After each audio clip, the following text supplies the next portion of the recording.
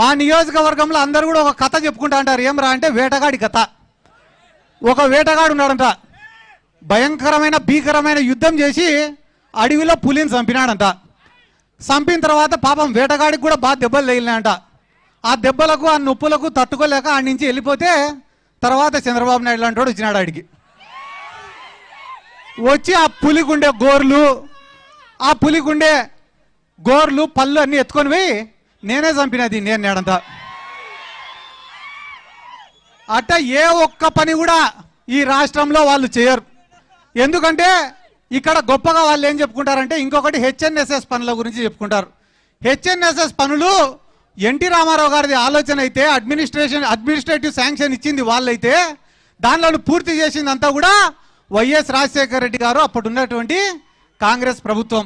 అంతే తప్ప చంద్రబాబు నాయుడుకు దానికి ఎటువంటి సంబంధం కూడా లేదు. ఆ ఊర్లో పాపం అందరు పోయి సార్ యూరియా కొరత ఉంది సార్ అంటే రే వద్దురా మీకే మంచిది కాదు క్యాన్సర్ వస్తుంది అన్నారు. అంటే ఇంకా ఎవడు యూరియా గురించి అడగకూడదు.